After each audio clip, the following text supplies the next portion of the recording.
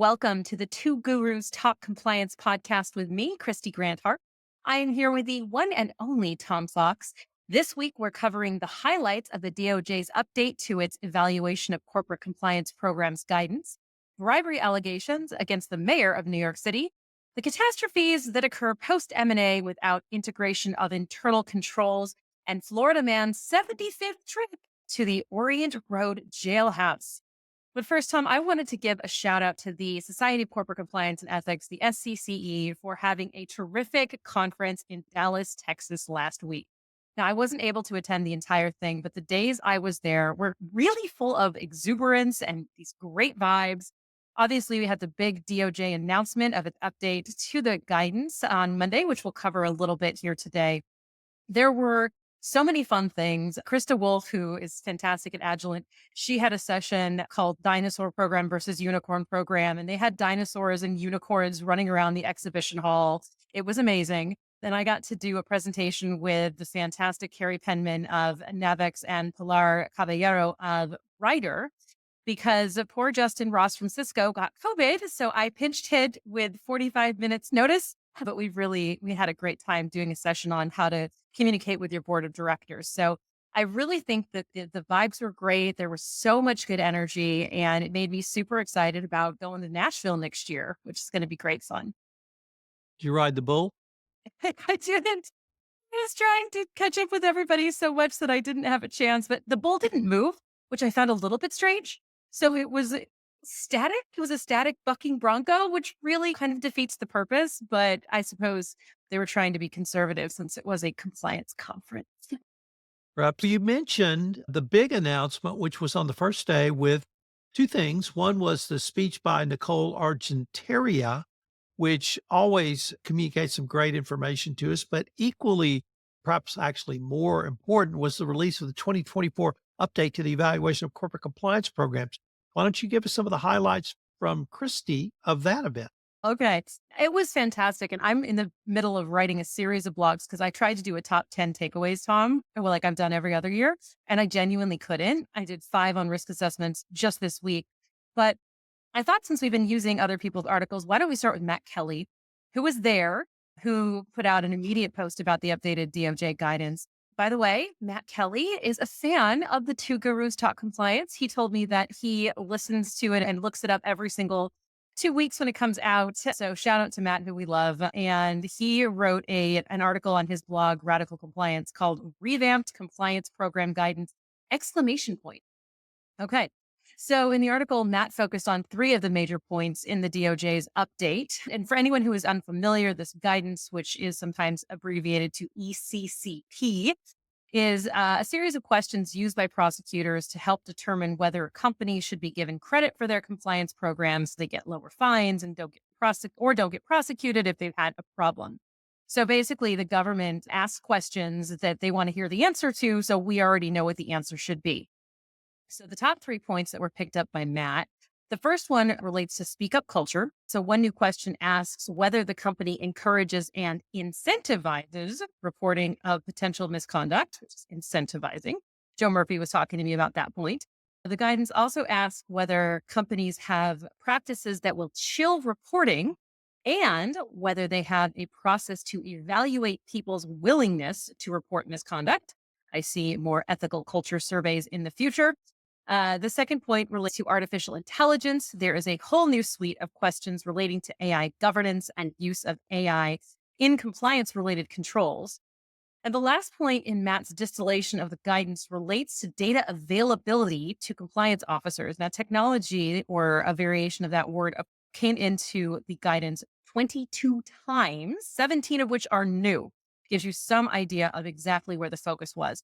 So compliance officers should have direct access to data. And if they don't, again, why not?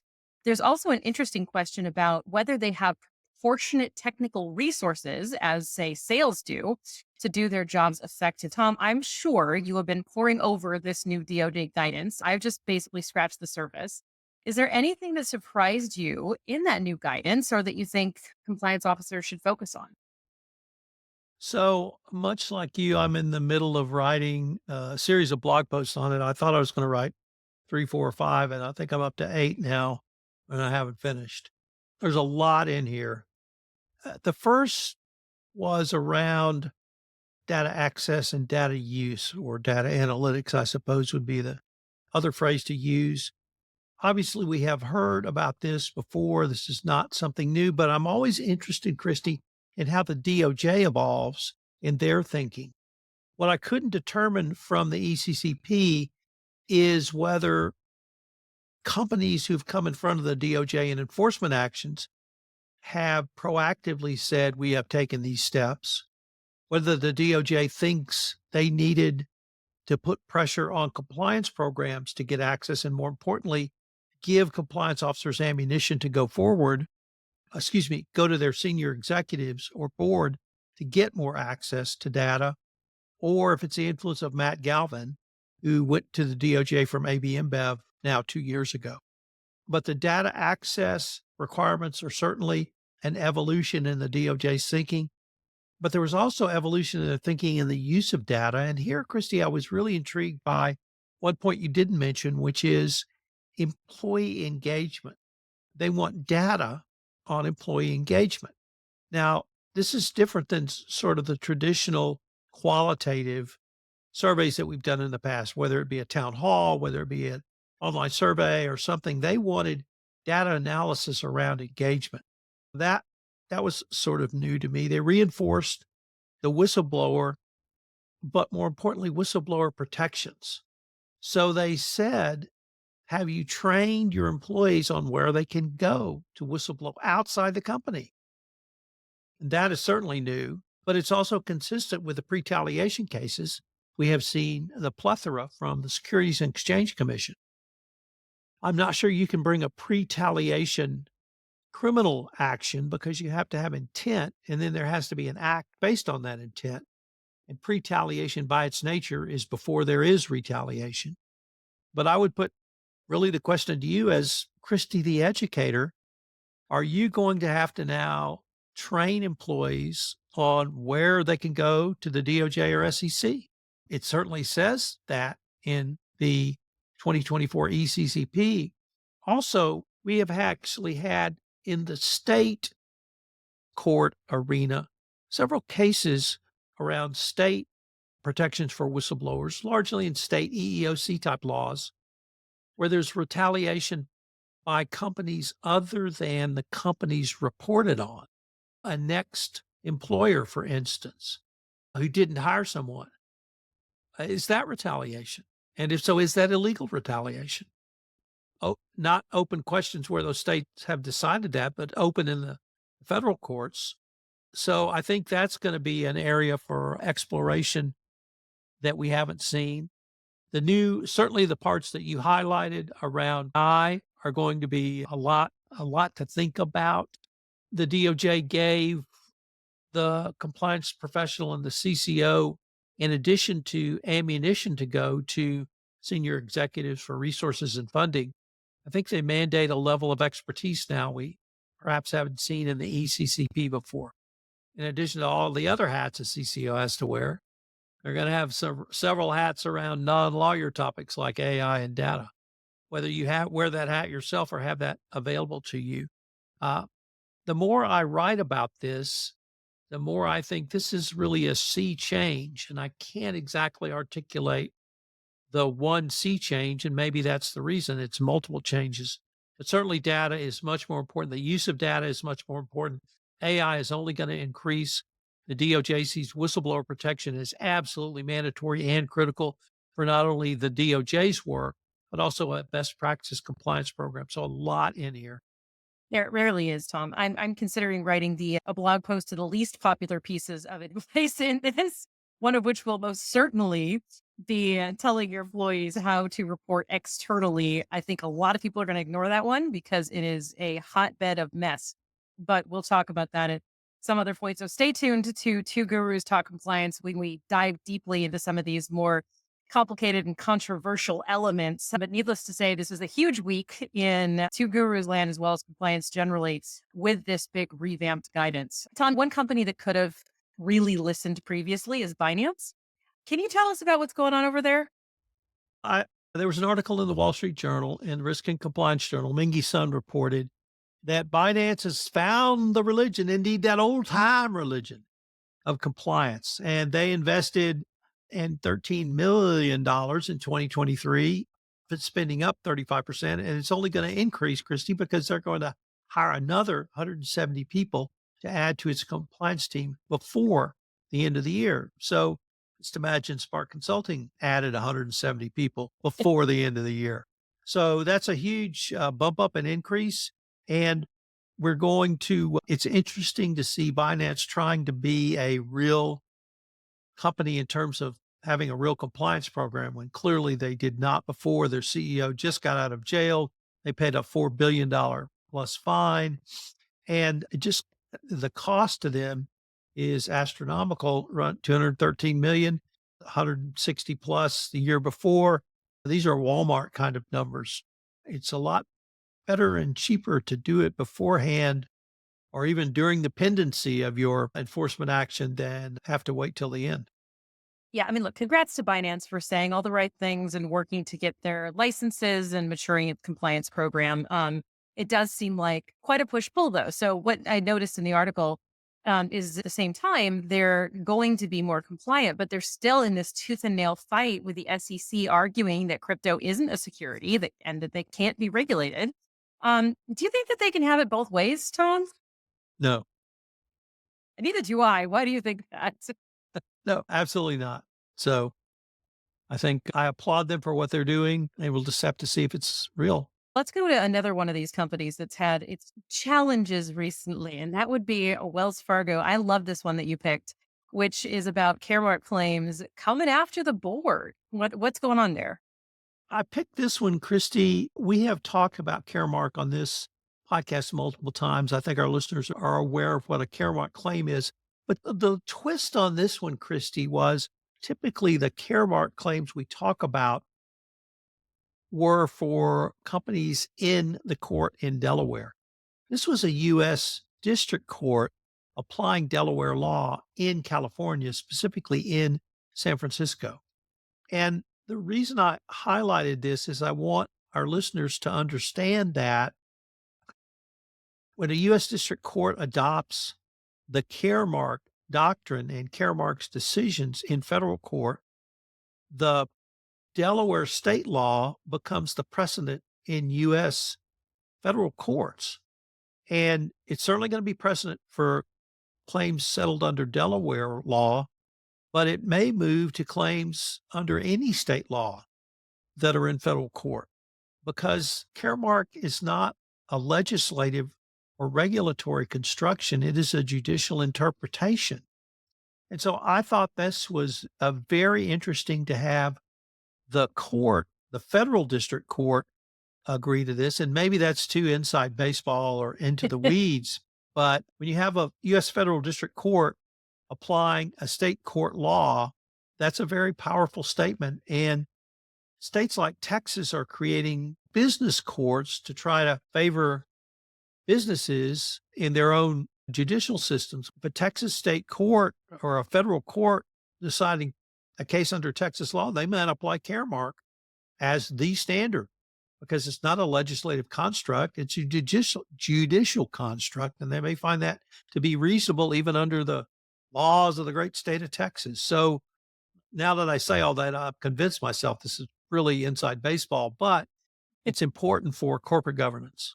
Okay, so let's give a little context to this. Basically, the judge that you're describing is allowing the shareholders, who essentially are saying the board's not going to hold itself responsible for compliance failures, this time relating to fair lending requirements and minority applicants, right? So basically, they're saying the board did a terrible job in managing mission critical fair lending requirements, and therefore we should be able to hold them responsible. And typically, this is a really high bar that doesn't get past a lot of Delaware courts. But the article noted that there were two different shareholder actions that had been allowed to go forward with their Caremark claims. And it ended saying two is a trend, two is a coincidence, three is a trend, and that they wanted to pay attention to see if these are going to be much more common in terms of holding boards responsible for essentially compliance failures, when it typically we've seen this in like the listeria outbreak or maybe what's happening at Boar's Head, that these kind of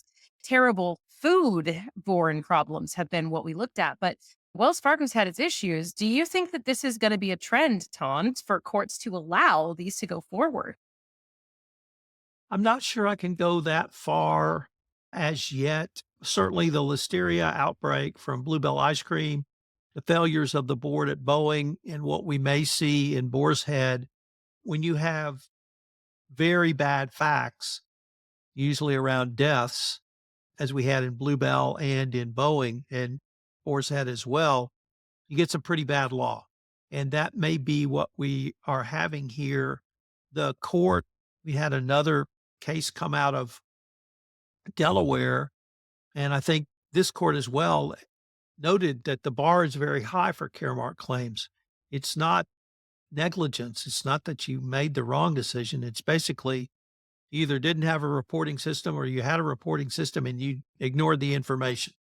So it's still a high bar, I think, but it's still a mechanism for shareholders to hold a board responsible. Yeah. Well, you can bet we're going to be watching this one. Okay, shall we turn to one of my perennial favorite topics, which is the what's going on with Xinjiang, China, and the Congress? What do we think? Absolutely. All right, so my next article is from the Wall Street Journal. It's titled Canada, Mexico should halt China forced labor imports, U.S. lawmakers say. That pretty seems like an obvious. The great bipartisan U.S. Congressional Executive Commission on China has been putting diplomatic pressure to our neighbors here in the US, in the North and the South. So the concern is that imports that would be blocked in the United States under the Uyghur Forced Labor Protection Act, frequently known as UFLPA, are getting through on land routes from Canada and Mexico. So the bipartisan group has suggested strongly that Canada and Mexico begin outlawing the importation of goods made in the Xinjiang region of China, where the Uyghur people live, who are allegedly under forced labor.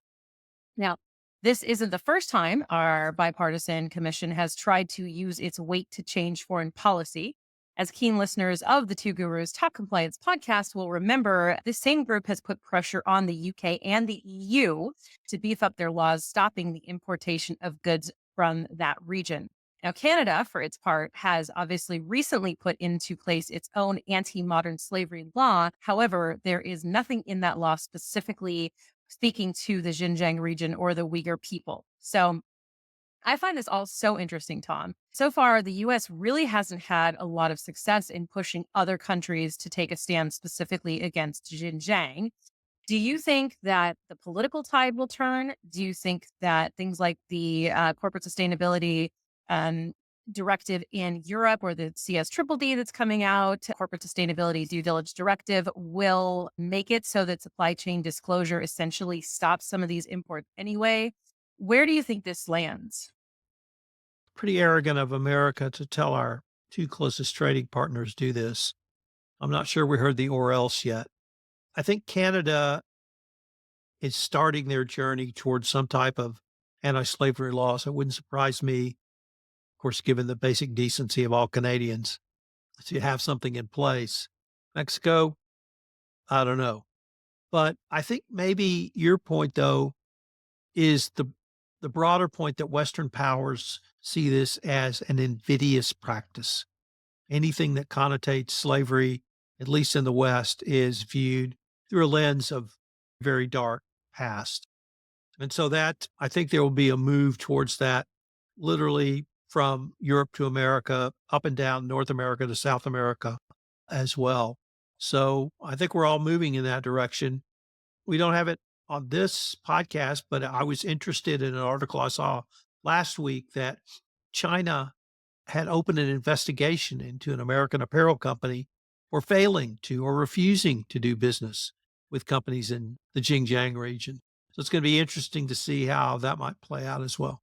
Yeah, there's definitely political pressure on all sides. And as a Canadian, which I am, Tom, that may surprise you, I was born in Montreal. I thank you for your high esteem of us and our thinking along these lines. So we'll see what happens. But you know what? People have been on notice a real long time about our next story. And yet keeps coming back. What's coming back again here at the SEC, Tom? It's a new day, and a new set of companies have been fined for off-channel communication. Obviously, not something new. I think it's 1, 2, 3, 4, 5, 6, 7, 8, 9, 10, 11, 12 plus 1. And the first 12, really not much new to report about those. But one of the firms, indeed the 13th, is Catalyst Partners, and they were not paying a penalty. They got a declination. And they got a declination as stated in the SEC press release, quote, in response to the commission's recent off-channel enforcement actions, Catalyst conducted an internal investigation and uncovered that Catalyst personnel at various levels of authority had sent and received off-channel communications.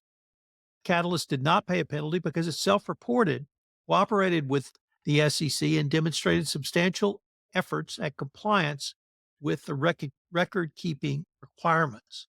And I highlighted this article to once again highlight the power of appropriate investigation or triage, and then investigation, going out to making the decision to self-disclose, and then garnering the benefits. And one one company out of 13 got a declination. So that's a powerful message. And I want companies, no matter how big or small, to understand that the SEC will reward that type of actions.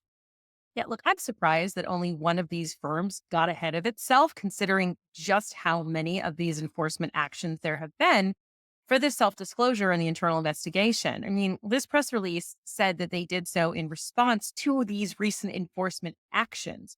And the new DOJ guidance is very clear that we're supposed to be watching what's happening to other companies as well and responding to that in our own programs, in our own world. So if you see a huge enforcement trend, hey, maybe that should trigger you to do something about it in your own company.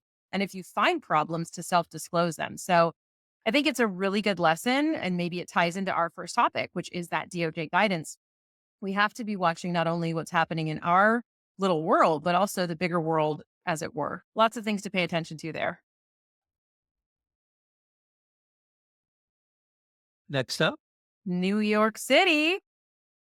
rock and roll. All righty, let's turn to the domestic bribery allegations with a case of New York City Mayor Eric Adams. So I chose an article of, we could have chosen thousands of them, but I chose one from the Associated Press titled NYC Mayor Eric Adams Accepted Harmless Courtesies, Not Bribes, his lawyer says. I'm sure his lawyer did say that. So this case is going to be, I think, a gift that keeps on giving. Today in the press, it said that there's going to be additional charges. So this is probably tip of the iceberg stuff. So the charges relate to the acceptance of over $100,000 in free travel and upgrades at Turkish Airlines from a Turkish official who really wanted the approval to open a 36-story Manhattan consulate building. Why? The Turkish president was about to visit, and he was supposed to stay in this building, which occupied the Turkish consulate. But the pesky fire inspectors said the building wasn't safe to occupy. At the Times, Adams was the heavily favored mayoral candidate who was serving as the Brooklyn borough president. And in response to his Turkish friend's request, he sent a series of text messages to the fire commissioner, pushing him to open the building, regardless of these fire concerns. This seems crazy to me. Did Adams report this $100,000 in travel as gifts and entertainment or potential conflict of interest? No, which unfortunately for Adam is required under New York City law. So other charges related to the solicitation and acceptance of foreign donations, as well as manipulation of New York City's matching funds program, have already come. It should be noted that the mayor has denied all charges and will be fighting prosecution. All right, Tom, if people were listening to the Two Gurus, and they should have been, a few months ago, they may remember that the 2 or 3 cases were heard before the Supreme Court in its last term. And it took up cases dealing with problems like this of gifts and donations made to U.S. state officials. And they found that while under laws like the FCPA, the gifts would almost certainly be seen as bribery, that the definition of bribery was quite loose for U.S. folks. So Adams may really benefit from that decision. What do you think of either that or this case in general? You absolutely raised the problems in this case. I did a lot of reading and research on the charges against Adams. And what's fascinating is this is not a one off. He's been engaging in this type of behavior, I think, since at least he was president of the borough president of Brooklyn, think. So he's been in New York City politics for quite some time, and he's been a sleaze bag for a long time. So are you given a gratuity because you were a sleaze bag and did something, or are you given a gratuity because you're a sleaze bag and you're going to do something? So we have it's a fluid, seems to me, situation that may fall under the US Supreme Court prescription, but perhaps not. But I can't imagine he's going to have any political career after this because he's just oozing with sleaze. It isn't good. My guess is this is the first of several times we're going to discuss this one, but there we go. And some cases do go down in history as being critically important. And Michael Volkov has picked four of them that everybody should know. What is the first that you chose here? Actually, I'm going to choose all four and I'm going to have to go to my notes because they're pretty extensive. You're absolutely right. Our good friend Mike Volkov did a four-part series on the top four sanction cases to date. He set it up by talking about how the DOJ has moved into sanctions in a very big way. Sanctions is the new FCPA, and each case has lessons learned for the export control and trade compliance professional, as well as the anti-bribery, anti-corruption professional. The first is BAT, or British American Tobacco, which violated the most basic sanction law of doing business with North Korea and just trying to hide it by setting up a shell corporation to do. The second case involved Epson Electronics. And here, this will be familiar to most of our listeners, I hope. They got into trouble because of their third party sales side of the business, not for engaging in bribery and corruption, but for selling to companies who were either on the OFAC list or their countries they were domiciled were on the OFAC list. The third case involves ELF, and ELF was importing false eyelashes, but they were originally sourced out of North Korea, but then transshipped. So who's in your supply chain is certainly a question that the trade compliance professional will need to ask. And our final case involved Murat. And here, this was a good old fashioned M&A case where the acquired company was engaging in trade sanctions. They were bought by Unilever, came across it in their post acquisition due diligence. They didn't discover it in pre acquisition. So it really highlights the importance of both pre acquisition and post acquisition due diligence, not simply to cover or bribes and corruption, but any trade export control or trade sanctions. Of course, you have to integrate compliance programs, and that was another point of this case. So kudos for Mr. Volkov for putting these four trade sanction cases or together for us. They provide very valuable lessons in that specific realm of compliance. But Kristy, I think it's the even broader realm of maybe our compliance, of ABC compliance, that they provide valuable lessons learned. They also provide great stories, right? The ones from British American Tobacco and benefiting the North Korean military is pretty outrageous. So I think that it really is worth reading them and using them as fodder for those kinds of training opportunities where people say that would never happen. And you say, oh, yes, it does. And showing the truth about this. All right, can we go to something? Selling to the North Korean military is a bad idea. And there are other bad ideas in the world. Shall we talk about one of them, Tom? Sure. Okay. This article came from the Wall Street Journal and it's titled Companies Like to Pit Internal Teams Against Each Other. Bad idea. To which I say, yeah. Okay. The article was written by the researchers themselves, which was interesting, a bit of a change. And the researchers set up a series of experiments within companies that already had a culture of pitting teams against each other in order to do things like win bonuses or other awards. What they found was when these teams were in competition, that people did work harder. However, because they hoarded information from each other, they had fewer innovations and were ultimately less productive than they otherwise would have been when they weren't in competition. So the researchers found that some teams acted as, quote, bridge teams, unquote, and those bridge teams worked with others to trade information to make both teams stronger. They were the most effective. But what do the researchers think you should do if you're in a more competitive environment? First of all, tell people that's a bad idea. Second, they recommend using external benchmarks or targets to determine winning rather than having people on the company fighting each other. And so, Tom, other than the obvious point that pitting people against each other is not a great way to create a good culture, I think this article really is about silos. So, hoarding information, not talking to each other, trying to keep your turf war so that you're winning. What do you think about this idea that pitting teams against each other and competition? What did it bring up for you? I saw this article when it came out, and at first I thought, this goes against everything I've read and studied and seen and heard. And I think the article exactly bore that out. What I didn't appreciate, Kristy, was what you just said, how you tied that to siloism.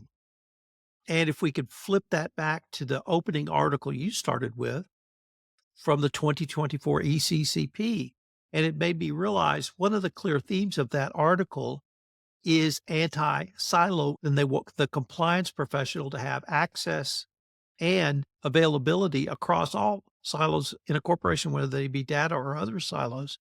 And so I found it interesting that some company or some researcher, somebody thought, oh, it's a good idea to silo. And I was thinking to some of the silos I've been in, and it was just not very efficient corporate living. Nope. We need good cultures where people share information and are open to it. And I love how you tied that back to the guidance because it really does come down to culture. It always comes down to culture. And most people don't enjoy the sort of death fight atmosphere that some companies think is a good idea. So just in case you're in one, it is not. And because also a lot of times that undermines internal controls because we're not sharing information. The SEC doesn't like that, does it, Tom? What has it said recently?